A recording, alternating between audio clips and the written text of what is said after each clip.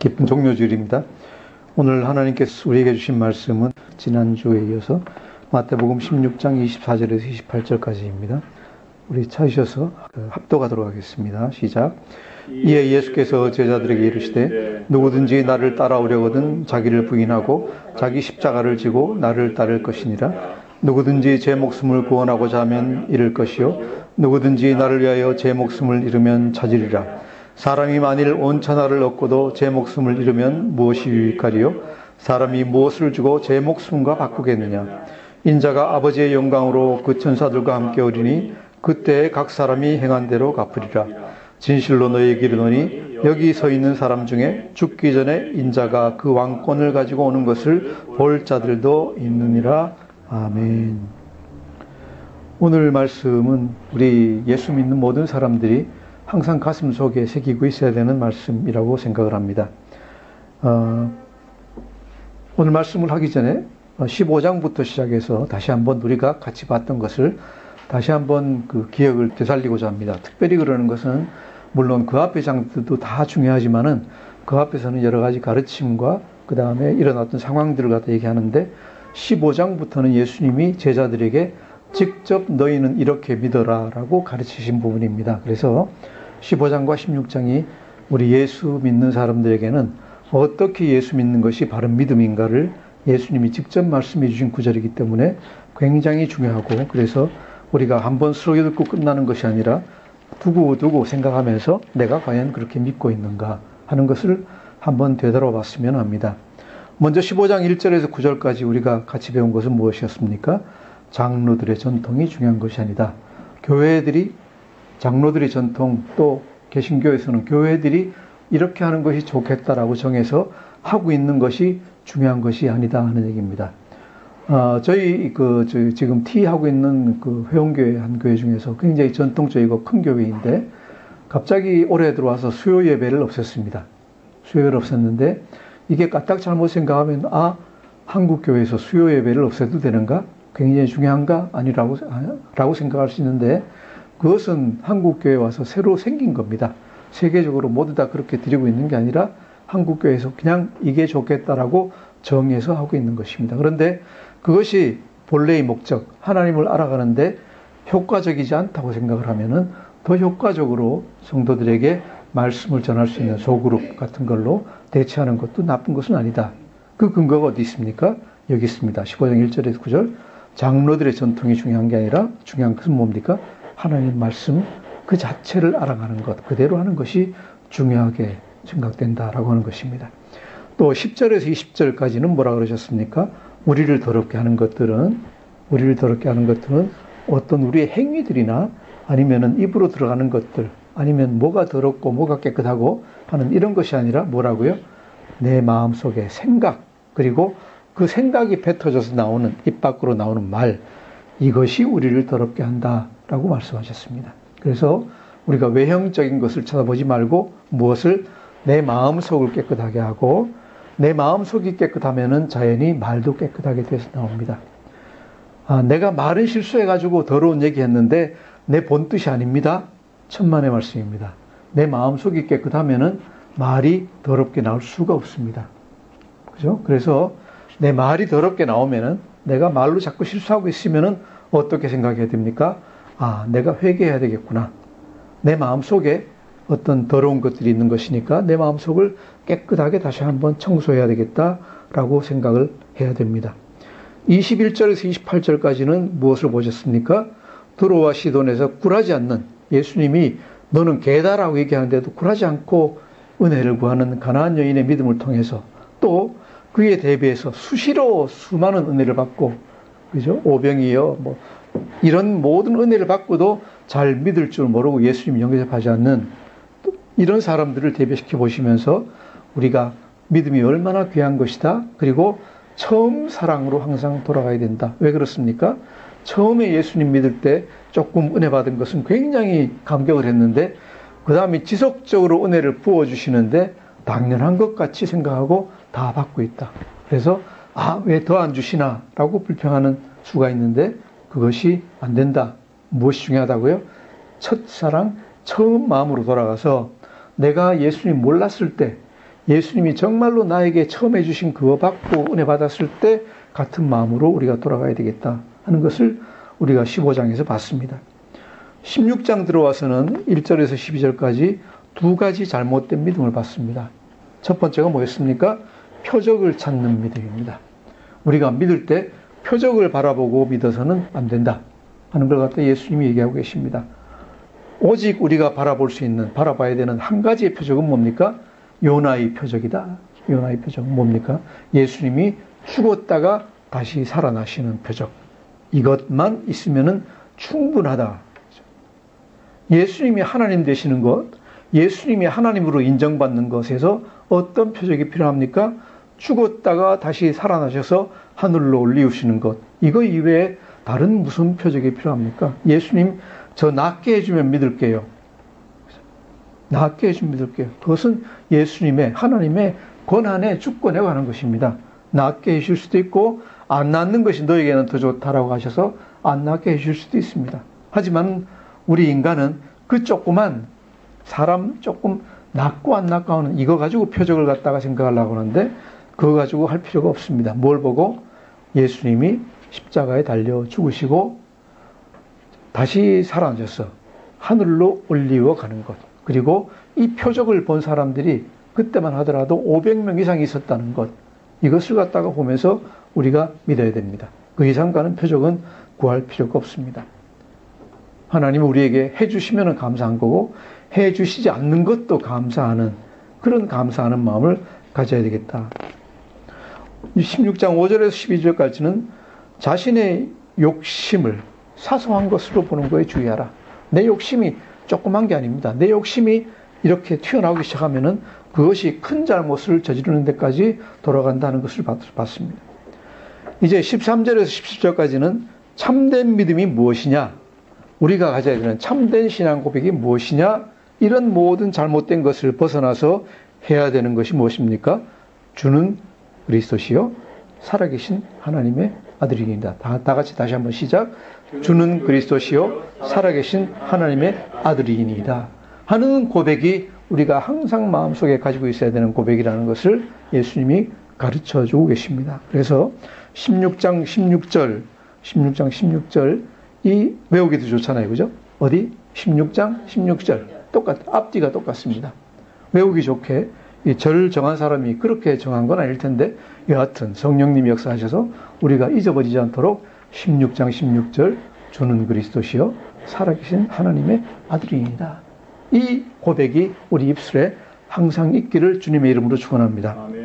그리고 예수님이 이 고백이 얼마나 중요한지 18절에 가시면은 뭐라 그랬습니까? 이 신앙 고백 위에 예수님이 예수님의 교회를 세우겠다라고 하셨습니다.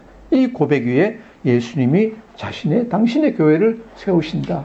그래서 이 세계에 있는 한국에 있는 6만 개의 교회, 이 세계 전체 몇 개의 교회가 있는지 모르겠지만 그 모든 교회들이 서 있어야 되는 신앙 고백이 뭡니까? 주는 그리스도시요 살아계신 하나님의 아들입니다 하는 신앙 고백이 절대적인 신앙 고백이다. 그리고 이 신앙 고백을 붙들고 나가는 교회에는 음부의 권세가 절대로 침노하지 못한다. 음부의 권세가 절대로 이기지 못한다. 무슨 신천지 이단 그 사람들이 세게 나오는데요. 걱정하지 마세요. 우리가 무엇만 붙들면 된다고요? 주는 그리스도시요 살아계신 하나님의 아들입니다. 이 신앙 고백만 붙들고 있으면은 음부의 권세가 절대로 우리를 침노하지 못한다라고 말씀을 하십니다. 그리고 연이어서 이 고백이 나오기 위해서, 이 고백을 위해서 또 이 고백을 하는 제자들을 위해서, 예수 믿는 사람들을 위해서 예수님이 고난을 받아야 되는 것을 얘기하고 계십니다. 21장 21절에서 23절까지 내가 고난을 받아야 한다. 그리고 이것은 하나님의 일이기 때문에 나의 안위를 위해서 피할 수 없다. 피하면 안 된다 하는 걸 얘기하시고 24절에서 28절까지는 마지막으로 그러면은 제자들이 가야 되는 길이 무엇이냐. 우리가 제자도라고 얘기하죠. 제자의 길도자입니다. 제자의 길. 제자가 가야 하는 길이 무엇이냐에 대해서 말씀을 하고 계십니다. 저번 주에 잠깐 봤지만은 우리가 24절 다시 한번 보면서 다시 한번 짚어나가기를 원합니다. 24절 다시 한번 읽겠습니다. 시작. 이에 예수께서 제자들에게 이르시되 누구든지 나를 따라오려거든 자기를 부인하고 자기 십자가를 지고 나를 따를 것이니라. 아멘. 이 장에 들어와서 또다시 우리가 항상 외우고 있어야 될 말씀이 여기 있습니다. 16장 24절 뭐라고요?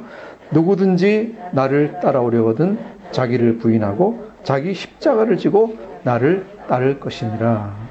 아멘. 자, 이 말씀 우리가 자세히 한번 볼 필요가 있습니다. 첫 번째로 이 말씀은 예수님 자신이 제자들에게 직접 하신 말씀입니다. 어떤 목사나 어떤 신학자가 우리한테 하는 말이 아닙니다.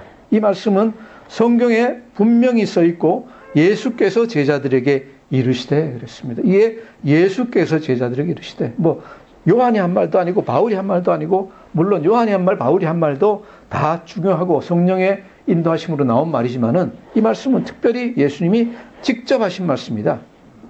그래서 이 말씀을 우리가 믿고 나아가도 좋다. 이 말씀을 믿고 나갔을 때 결코 우리가 실망하는 일이 없을 것이다. 라는 것을 말씀드릴 수가 있습니다. 논문 쓸 때나 어떤 글을 쓸 때도 카드라 통신 보고 그것을 갖다 써놓으면은, 그죠? 논문이 안 됩니다. 어떤 잡지에 어떤 사람이 수필 비슷하게, 에세이 비슷하게, 감상문 비슷하게 써놓은 걸 가지고 논문에 인용하면은 그 논문은 빵점입니다. 논문은 어떤 글을 인용해야 됩니까? 아주 확실한 자료를 갖다 인용을 해야 됩니다. 그래서 가장 확실한 자료는 뭐예요? 그 말을 갖다 직접 한 권위 있는 사람의 자료.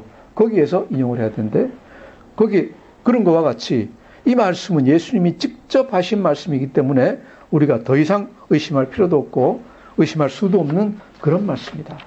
그래서 믿어도 좋다 하는 걸 갖다가 보여주고 있습니다. 자, 두 번째 이 말씀이 의미하는 것은 무엇입니까?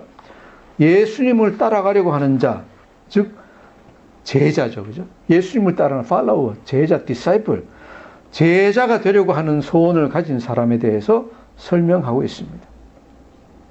제자가 되려고 하는 사람의 소원, 가져야 되는 소원입니다. 보시면 뭐라고 나옵니까? 누구든지 나를 따르려거든. 누구에 대해서 얘기하고 있습니까?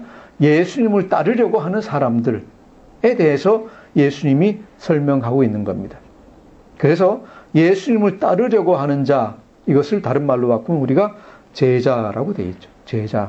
제자가 되려고 하는 사람. 제자가 되려고 하는 사람은 이렇게 해야 된다입니다. 자, 우리가 전도하면서 주위의 사람을 교회까지 데리고 올 수 있습니다. 교회까지 데리고 와서 세례 받는 데까지 다 옆에 사람이 이렇게 권면하고 해서 다 할 수 있습니다. 할 수 있는데 그분이 제자가 되려면은, 정말로 예수를 따르는 사람이 되려면은, 그죠? 다른 사람이 도와줘서는 되는 일이 아니다. 본인 자신이 제자가 되려는 열망을 가져야 된다. 자기 자신의 마음 속에서부터 나는 제자가 되고 싶다.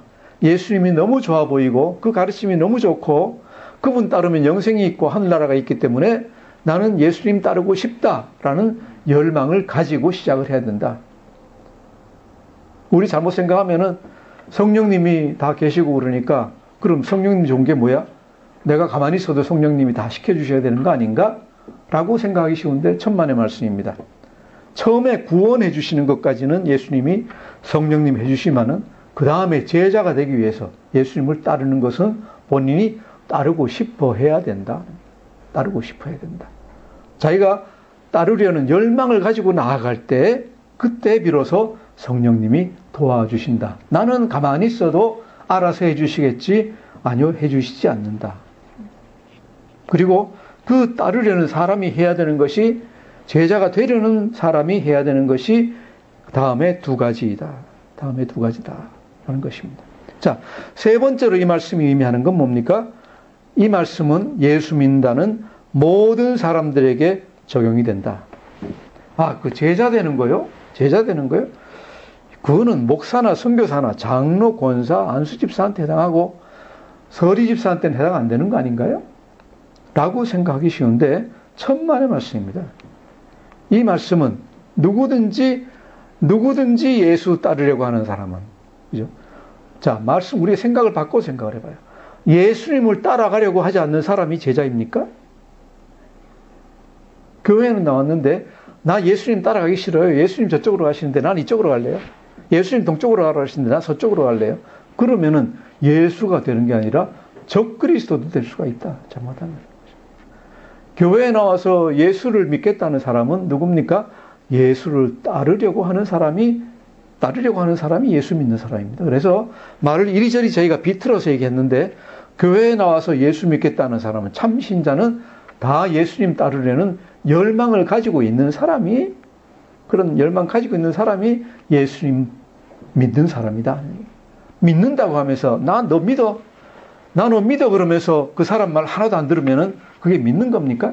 아니죠. 우리 개인들 사이에서도 그래요. 그래, 내가 너 꽉 믿어 그러는데 그 사람이 야, 우리 일로 가자 그러는데 아니야, 나 절로 갈래. 그게 어디 믿는 겁니까? 아니다. 아니에요.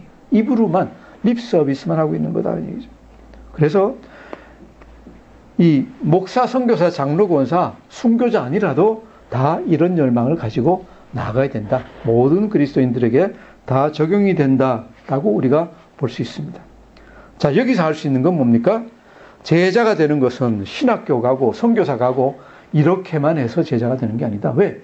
모든 그리스도인이 전부 다 선교사하고 목사 되어버리면은 나머지는 어떻게 합니까? 나머지 일들은 안 됩니다. 제 친구들 중에 신학교 공부 열심히 해가지고 신학교 3년 동안 장학금 받으면서 1등 하면서 졸업한 변호사 한 분이 계신데 그분은 신학교에 있을 때도 전도사님 그러고 부르는 거 굉장히 싫어요. 나는 집사예요. 신학교 졸업하고 나서도 무슨 전도사, 강도사, 목사, 안수? 아니요, 나 안 받아요. 나는 하나님 알고 신학에 대해서 알기 위해서 내가 공부했지 내가 목사 되려고 한 거 아닙니다. 그게 바른 자세예요. 그게 바른 자세. 그 지금 자기 일을 갖다 열심히 잘하고 있어요. 그냥. 그래서 제자는 직업이 아닙니다. 그죠? 제자는 어떤 직업을 가지는 게 제자가 아닙니다.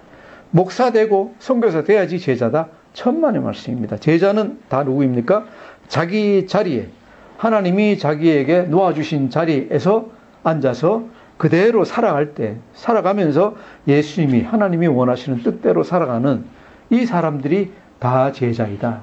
그래서 모든 성도들이 다 제자가 돼야 되고 그런다고 해서 자기 직업 버리고 나가라는 게 아니라 자기 있는 자리에서 충성을 다하라는 얘기다.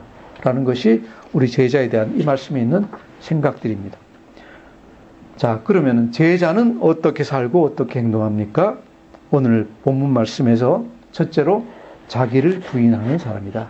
제자는 자기를 부인하고 살아야 된다. 이것은 자기의 내적 투쟁에 관한 겁니다.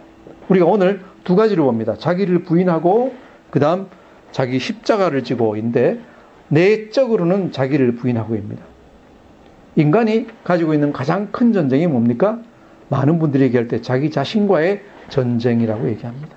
자기 자신과의 전쟁입니다. 첫째로 자기 자신과의 전쟁에서 이겨야 됩니다. 자기 자신의 모든 것을 내려놓아라. 내 중심 생각을 내려놓아라는 겁니다. 나를 중심으로 가지고 있던 욕심, 그렇죠? 내 자신의 바람, 희망사항, 내가 즐거워하는 것, 이것들을 다 내려놓을 수 있어야 된다. 이것을 다른 성경에서는 나의 정욕을 십자가에 못 박고,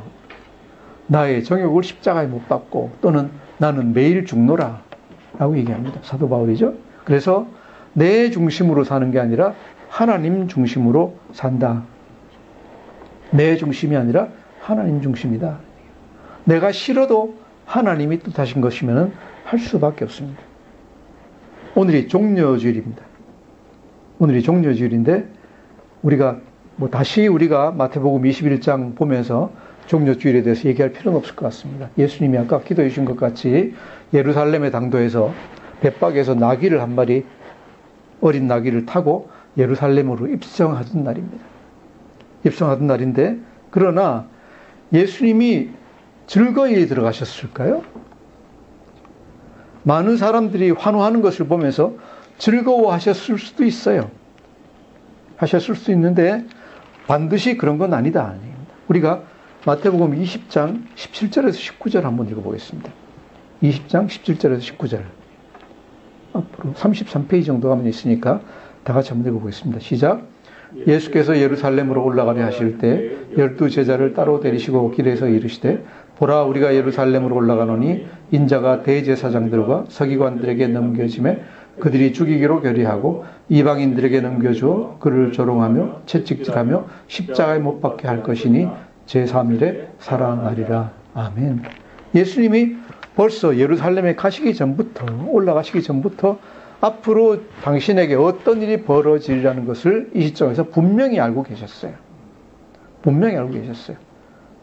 금요일날 내가 십자가에 못 박혀서 죽을 것이다. 목요일날 붙잡혀서 금요일날 죽을 것이다 라는 것을 분명히 알고 계셨어요.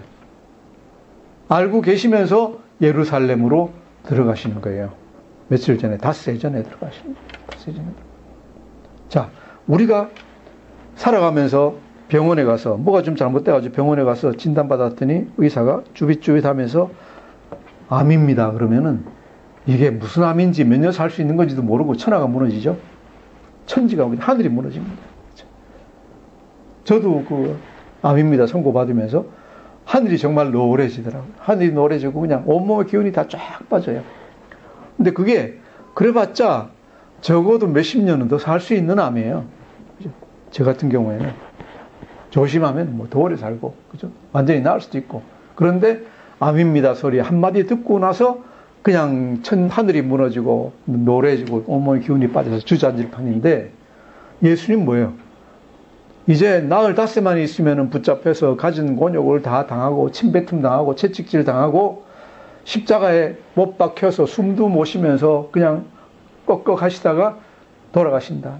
돌아가신다. 예. 얼마나 고통스럽고 힘들었으면은, 그죠? 아버지 왜 나를 버리셨나이까 소리 지를 정도로. 그런 상태로 돌아가실 것 같다가 미리 아시고 계셨다. 그때 마음이 얼마나 좋으셨겠습니까? 마음이 좋으셨겠습니까? 하나님이시지만은 인간이시기도 한 예수님입니다. 마음이 얼마나 고통이 많으셨겠습니까? 그래서 요한복음 보면 뭐라 그러셨어요? 아버지여 만일 내가 마시지 않고는 이 잔이 내게서 지나갈 수 없거든 아버지의 원대로 하시기를. 하지만은 아버지 이 잔이 내가 피할 수 있으면 피하게 해주십시오. 라고 하나님한테 아버지한테 기도를 갖다 하는 거 아니에요. 기도를 하는데 그럼에도 불구하고 예수님이 보여주신 제자의 모본은 무엇입니까? 이것이 아버지의 뜻이면은 그대로 이루십시오. 아버지의 뜻이면은 그대로 이루십시오 하는 겁니다. 죽음에 이르기까지도 순종하시는, 자기 욕심을 버리고 자기 희망을 버리고 하시는 것입니다. 이것이 우리가 자기 자신을 부인하고 자기를 부인하고 라는 겁니다. 내 자신이 중요한 게 아니라 중요한 게 뭐예요? 하나님의 뜻이 중요하다 하는 것입니다. 자, 이것이 이제 나와의 싸움입니다. 두 번째 말씀하시는 것은 나와의 싸움이 아니라 세상과의 관계에서의 싸움입니다. 두 번째는 뭡니까? 자기 십자가를 지고. 다 같이 자기 십자가를 지고. 자기 십자가를 지고. 저는 처음 초신자 때 그런 농담들을 자주 들었어요. 가끔 그때 그게 유행인지 몰라도 십자가 목걸이를 갖다가 등 뒤로 휙 돌려놓고 나는 내 십자가 지고 간다? 이제 그런 농담을 들었는데, 이제 완전 농담이죠. 자, 여기서 우리가 십자가를 진다는 것이 무엇일까요? 십자가를 진다는 것은 우리가 딱 떠올릴 수 있는 건 뭡니까? 예수님이 십자가에 못 박히시기 위해서, 처형받기 위해서 골고다, 우리가 이런 비아 돌로로사, 순환의 길을 올라가실 때 하는 것입니다. 십자가형을 선고받은 사람은 자기가 못 박힐 십자가 나무 덩어리를 갖다가 지고 올라가야 됩니다. 요한복음 19장 보시면은 예수께서 자기 십자가를 지고 해골리라 하는 곳에 나가시니, 자기 십자가를 지고, 죽는 것도 서러운데 자기를 못 박을 십자가까지 지고 가야 된다. 자, 이 십자가가 지금은 개신교에서 아니면 종기독교에서는 경배의 대상이지만은 로마 시대에는 어떤 거였습니까? 예수님이 처형당하실 때 이 마태가 이 성경을 쓸 때는 십자가가 무엇이었습니까? 십자가는 가장 끔찍한 형벌이다. 이 십자가 형벌을 가하는 로마 사람들도 이런 비열하고 비인간적인 형벌이 어디 있느냐. 하지만은 로마 제국을 반대하는 반역자들에게는 이걸 가하지 않을 수 없다라고 해가지고 시행하던 겁니다. 하지만은 로마 시민은 권위가 있고 어떤 이 존중받아야 되기 때문에 로마 시민은 아무리 악한 죄를 지어도 절대로 이 십자가에 못 박지 않았다. 누구만 박습니까? 로마 시민이 아닌 사람만 아주 흉악한 죄를 지으면은 이렇게 못 박았습니다. 정말로 고통스럽고 정말로 끔찍한 형벌, 사형제도라고 얘기를 합니다. 그런데 예수님은 뭐라고 하십니까? 나를 따라오려면은 누구든지 자기 십자가를 지고. 무슨 얘기예요? 자기 십자가를 진다는 게 무슨 얘기예요? 해골이라는 곳으로 갈 생각을 해라. 해골로 내 십자가를 졌다는 것은 내 생명이 없어지는 길로 가는 것을 갖다가 각오하라는 얘기예요. 십자가를 질 각오를 해라는 거예요. 십자가 형벌을 받을 각오를 해라. 다시 말해서 가장 끔찍한 죽음을 나를 위해서 받아들일 준비가 되어 있어야 된다. 엄청난 얘기입니다. 너무 무거운 얘기가 돼가지고 이걸 해야 되나, 이 말을 해야 되나 말아야 되나 좀 가볍게 할 수도 있는데 라고 생각을 했는데 있는 그대로 말씀드리는 게 좋다고 생각을 해서 그대로 말씀을 드립니다.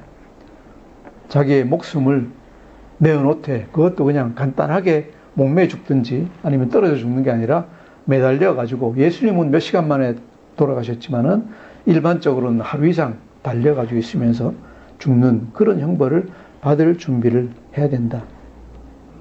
뭘 하려면은 나를 따라오려거든 자기 십자가를 지고 따라오느라.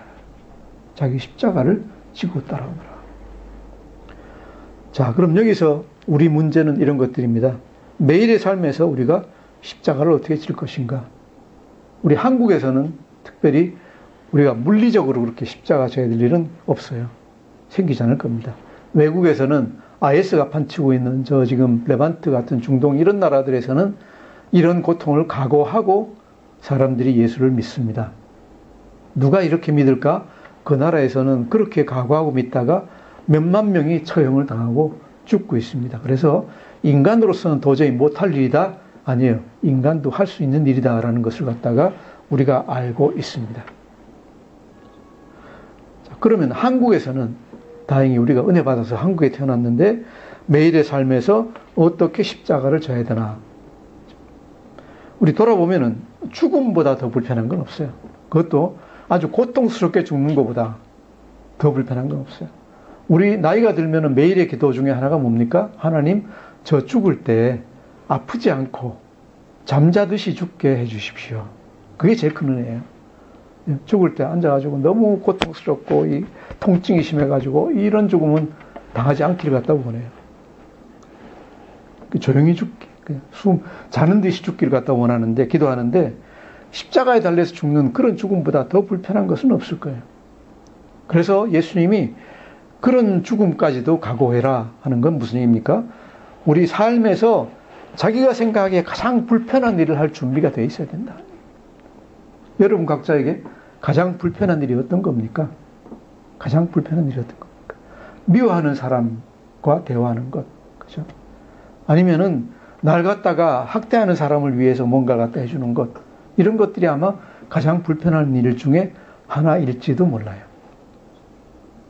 자기가 좋아하는 것을 갖다가 하나님을 위해서 중단하고 교회 일을 위해서 중단하고 안 하는 것, 이런 것도 아마 굉장히 불편한 일일 거예요. 하지만은 생명을 내놓는 것보다 낫잖아요. 제자로서 해야 될 일. 사업하는 사람은 예수님의 뜻이라면은 아니면은 예수님 명령대로 따르다가 내가 경제적으로 손해를 보게 됐다. 그러면은 기꺼이 손해보겠습니다. 라고 할 준비가 되어 있어야 된다. 공무원 같으면은 나의 인사권을 쥔 사람이 부정을 하라고 얘기했을 때, 나는 못하겠습니다. 그것은 바른 일이 아닙니다. 자르려면 자르십시오.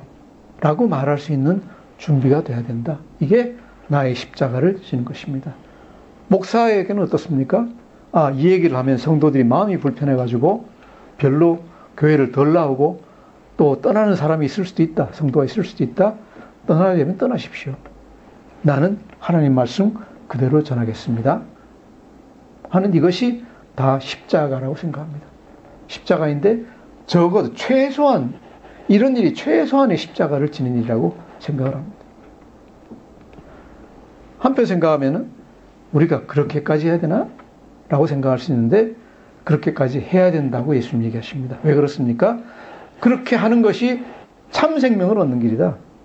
그렇게 하는 게 안 그렇게 하면은 생명을 얻고 돈도 벌고 뭐 직장도 유지하고 다 잘 될 것 같은데 천만의 말씀입니다. 그것은 사망으로 가는 길이다 라고 예수님 얘기하세요.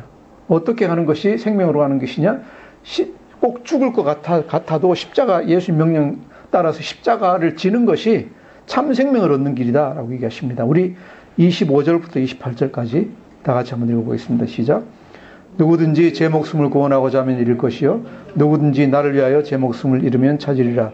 사람이 만일 온 천하를 얻고도 제 목숨을 잃으면 무엇이 유익하리요? 사람이 무엇을 주고 제 목숨과 바꾸겠느냐? 인자가 아버지의 영광으로 그 천사들과 함께 오리니 그때 각 사람이 행한 대로 갚으리라. 거기까지. 예. 자, 요새 보죠. 25절, 26절. 누구든지 제 목숨을 구원하고자 하면 잃고 나를 위하여 제 목숨을 잃으면 찾으리라. 만일 온 천하를 얻고도 제 목숨을 잃으면, 자, 요새 제 목숨을 구원하고자 하다가 잃을 사람을 갖다가 우리 보고 있습니다. 매일같이 신문지상 TV에서 봅니다. 온 천하를 얻을 것 같이 행동하다가 자기 목숨을 잃는 사람들, 부정부패해가지고 하다가 잃는 사람들을 요새 예를 수없이 봅니다. 더 이상 얘기할 필요가 없습니다. 아주 고위직 공무원이 며칠 전에 이제 났더라고요. 그런 이제 하지 말아야 될 일을 갖다가 명령받고 했는데 요새 얘기 들으니까 그 명령을 보고 우리가 이런 것까지 해야 됩니까? 안 하면 안 됩니까? 무슨 얘기입니까? 아는 거예요. 이런 거 하면 안 된다는 걸 갖다 압니다. 알면은 십자가의 길을 걷는 제자라면 어떻게 하겠습니까? 저는 이거 못 하겠습니다. 이거 우리 안 하면 안 되겠습니까? 하지 맙시다 해서 잘리면 그냥 잘리는 겁니다. 자, 그렇게 됐으면 그분이 지금 어떨까요? 여러분 누군지 다 알고 계십니다. 어떻게 있을까요? 아마 아주 정말로 이쁜 잘생긴 얼굴 가지고 댕기면서 아주 사방에 활동 잘하고 있을 거예요. 지금 뭐예요? 화장도 못하고 그냥 매일같이 꾹 눌려가지고 댕깁니다. 자, 돈 조금 더 벌기 위해서, 그죠? 어떤 나쁜 짓을 갖다가 해가지고 위에 사람한테 뇌물 바치고 나쁜 짓 했다가 돈 좀 더 벌었습니다.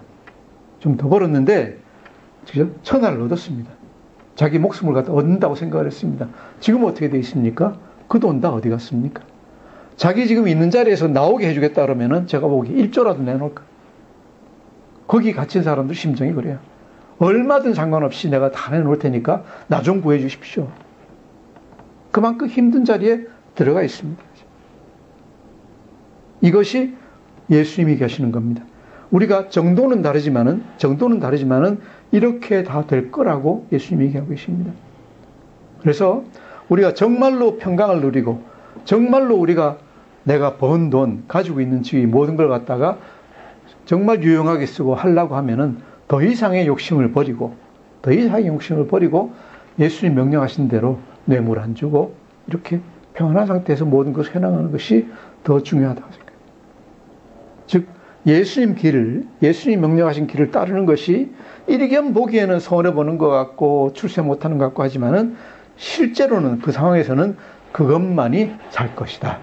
그죠? 그렇게 악한 일을 행하는 사람들한테서는 떨어져 나오고 그렇게 부정한 일을 갖다 안 하면 못 본다 그러면 못 벌고 하는 상태로 있는 것이 자기를 위해서 훨씬 더 좋은 것이다. 영적으로도 똑같다는 얘기입니다.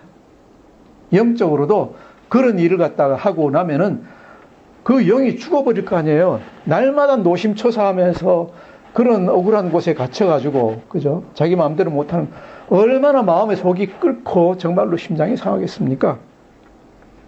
그것보다는 좀 덜 하더라도 밖에서, 그죠? 자유롭게 하는 게 훨씬 낫습니다. 영적으로 영생을 얻는 길이 그 길입니다. 자, 그렇지만은 우리는 욕심이 있기 때문에, 인간의 욕망이 있기 때문에 그 길은 걷기가 쉬운 길일까요? 절대로 그럴 리가 없습니다.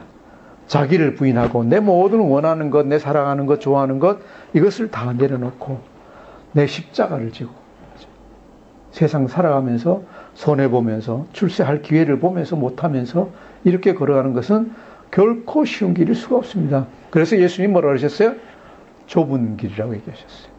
넓은 길, 너희가 편하게 선택하는 길로 가지 말고 좁은 길로 들어가라. 사람들이 그리로 많이 오지 않지만은, 많은 사람들은 넓은 길로 가지만은 거기 쫓아가지 말고 좁은 길로 들어가라. 그 길이 영생으로 인도하는 길이다 라고 얘기하십니다. 자, 그리고 예수님은 우리가 그렇게 용기를 내고 들어가면은 그냥 버리시는 분이 아닙니다. 버리시지 않고 우리를 계속 격려해 주시고 도와주실 겁니다. 제가 생각해 보니까 삼위 하나님이 어떻게 하고 계실까? 하늘의 성부 하나님이 하늘에서 내려보시면서 격려하고 계실 거예요. 잘한다. 잘한다. 계속 글로 가라. 십자가의 예수님, 달리신 예수님은 또 하나님 옆에서 우리를 위해서 항상 기도해 주신다 그러잖아요. 그러죠? 내 안에 계신 성령님은 나를 위해서 또한 계속 기도해 주시고 또 새 길을 열어주시고 막혔을 때 뚫어주시고 하는 모든 일을 다 해주실 겁니다. 그래서 삼위일체 하나님이 우리를 돕고 기도하고 계신다라고 저는 믿습니다. 이렇게 하나님 뜻을 따라 나가는 사람을, 성도들을 하나님이 버려두시지 않는다라고 저는 믿습니다. 어려운 길이지만은 저도 그렇고 저를 포함한 우리 교회 모든 성도들이 용기를 내서, 이것은 용기가 필요합니다. 용기를 내서 다 같이 그 길을 걸어갈 때 어떤 일이 일어날까요? 27절의 말씀이 그대로 일어날 줄 믿습니다. 27절 같이 읽겠습니다. 시작. 인자가 아버지의 영광으로 그 천사들과 함께 오리니 그때 각 사람이 행한 대로 갚으리라. 아멘.